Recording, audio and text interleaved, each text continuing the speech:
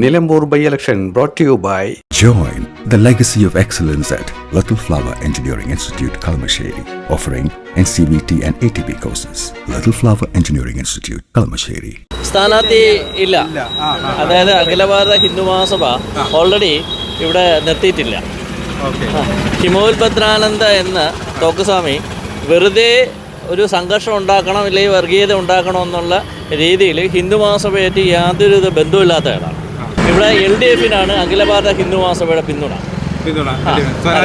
എന്തുകൊണ്ടാണ് സ്വരാജിന് പിന്തുണ? അല്ല, ഓൾറെഡി LDFന്റെ കൂടെയാണ് ഞങ്ങൾ കഴിഞ്ഞ കാലം തൊട്ട് ഹിന്ദു മഹാസഭ കേരളത്തിൽ നിൽക്കുന്നത്. നമുക്ക് ഇവിടെ നാടിൻ്റെ വികസനം ആവശ്യം. ആ വികസനം നടത്തിക്കൊണ്ടുവരുന്നത് ഓൾറെഡി LDF തന്നെയാണ്. അതോടൊപ്പം മതേതരം സംരക്ഷിക്കുന്നുമുണ്ട്. കാരണം അതാണ് നമുക്കിവിടെ ആവശ്യം. കാരണം ഒരു വർഗീയത ഇല്ലാത്തതും ഇല്ലെങ്കിൽ വർഗീയ വിഷയങ്ങൾ ഉണ്ടാവാതെ കാത്തു രക്ഷിക്കാനായിട്ട് ഇവിടെ എല്ലാവർക്കും നമുക്ക് ഓരോരുത്തർക്കും ബാധ്യതയുണ്ട്. ആ ബാധ്യത അഖില ഭാരത ഹിന്ദു മഹാസഭയ്ക്കുമുണ്ട്. അപ്പോൾ ഈ BJP സ്ഥാനാർത്ഥിയുടെ കാര്യത്തെക്കുറിച്ച് അത് ഒരു രാഷ്ട്രീയ പാർട്ടിയാണ്. അതേപോലെ തന്നെയാണ് ഹിന്ദു മഹാസഭയും രാഷ്ട്രീയ പാർട്ടിയാണ്. ആ ഹിന്ദു മഹാസഭയുടെ എന്നുള്ള രാഷ്ട്രീയ പാർട്ടി LDFന്റെ കൂടെയാണ് കഴിഞ്ഞ കാലങ്ങളിലും വന്നത്. അത് തന്നെയാണ് ഇവിടെ വന്നത്. അല്ലാതെ അഖില ഭാരത ഹിന്ദു മഹാസഭയുടെ പേരിൽ വേജമായിട്ടാണ് ഈ ഹിമോൽപത്രാനന്ദ എന്ന തോക്കുസ്വാമി ഇവിടെ വന്ന് പ്രചരിപ്പിക്കുകയും ഇല്ലെങ്കിൽ അതൊരു നാട്ടിൽ സംഘർഷം ഉണ്ടാക്കണം, ഇല്ലെങ്കിൽ അതുവഴി കുറേ ഈ ശ്രദ്ധ പിടിച്ചു പറ്റണം എന്നുള്ളതും ഈ മൊത്തത്തിലെ ഈ ഒരു വട്ട് എന്ന് പറയുന്ന ഒരു അവസ്ഥയിലാണ് അതായത് ഒരു സംഘർഷാവസ്ഥ ഉണ്ടാക്കിയെടുക്കുക എന്നുള്ളതാണ് ഇയാളുടെ കഴിഞ്ഞ കാലങ്ങൾ തൊട്ടുള്ള ലക്ഷ്യം. അത് ഇവിടെയും വന്ന് നടപ്പിലാക്കി സ്ഥാനാർത്ഥി നിർത്തിയിട്ട് പിൻവലിച്ചുകൊണ്ട് പോവുകയും ചെയ്തു. അതാർക്ക് വേണ്ടി എന്നൊന്നും പറഞ്ഞുകൂടാ. അഖില ഭാരത ഹിന്ദു മഹാസഭ ഓൾറെഡി ഇവിടെ സ്ഥാനാർത്ഥി നിർത്തിയിട്ടില്ല നിലമ്പൂരിൽ.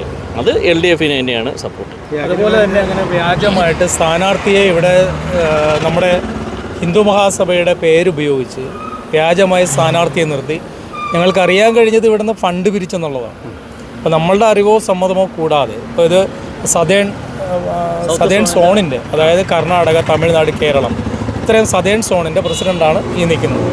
അപ്പോൾ അദ്ദേഹം അറിയാതെ, നാഷണൽ പ്രസിഡൻ്റ് അറിയാതെ ഇവിടെ ചുറ്റുകടന്ന് ഫണ്ട് പിരിക്കുകയും ഒരു സ്ഥാനാർത്ഥിയെ ഇവിടെ നിർത്തി ആ സ്ഥാനാർത്ഥിയെ ലാസ്റ്റ് പിൻവലിച്ചു കൊണ്ടുപോകേണ്ടതായിട്ട് വന്നു. അദ്ദേഹം ഇവിടെ ചെയ്തുകൊണ്ടിരുന്നത് ഇതുപോലുള്ള സോഷ്യൽ മീഡിയകളിൽ പുള്ളിക്കാരൻ വർഗീയ സ്പർദ്ധ വളർത്താനായിട്ട് ശ്രമിച്ചു. BJPയെ കുറ്റം പറയുക, ഈ പേരിൽ കോൺഗ്രസിനെ പറയുക, CPMനെ പറയുക, മുസ്ലിം ലീഗിനെ പറയുക.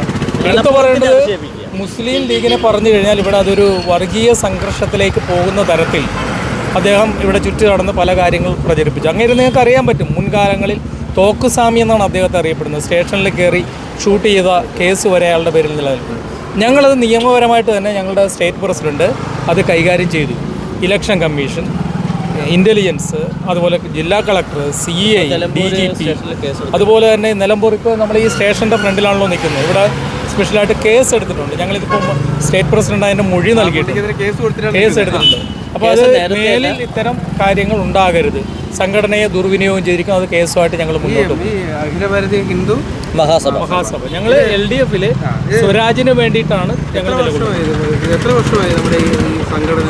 1882 അഖില ഭാരത ഹിന്ദു മഹാസഭ രൂപം കൊള്ളുന്നത്. അത് ഇന്ത്യയുടെ സ്വാതന്ത്ര്യ സമരത്തിന് നേതൃത്വം നൽകുന്നതിന് വേണ്ടി അന്ന് മുസ്ലിം ലീഗും ഹിന്ദു മഹാസഭയും ഒരുമിച്ചാണ് പൊരുതി വന്നത്. ഈ ഗോഡ്സ് ഒക്കെ ഹിന്ദു മഹാസഭയായിട്ട് ബന്ധപ്പെട്ട് അത് പല സംഘടനയിലും ഉണ്ടല്ലോ. ഹിന്ദു മഹാസഭയിൽ ഓൾറെഡി ആ സമയത്ത് ഗോഡ്സ് ഇല്ലായിരുന്നു. ഹിന്ദു മഹാസഭയിൽ നിന്നെല്ലാം പുറത്താക്കിയതാണ്. കാരണം അത് പലർക്കും വേണ്ടി പലരും ഉപയോഗിച്ചതാണ്. അതായത് ഹിന്ദു മഹാസഭയെ തകർക്കുക എന്ന ലക്ഷ്യത്തിന് വേണ്ടിയിട്ട് ചെയ്തതാണ്. ഹിന്ദു മഹാസഭയുടെ അംഗമെന്നല്ലേ LDF പറയുന്നത്? ഇല്ല, ഒരിക്കലും അല്ല. ഇടതുപക്ഷം പറയുന്നത് അല്ല, ഹിന്ദു മഹാസഭയുടെ അംഗമേ അല്ല.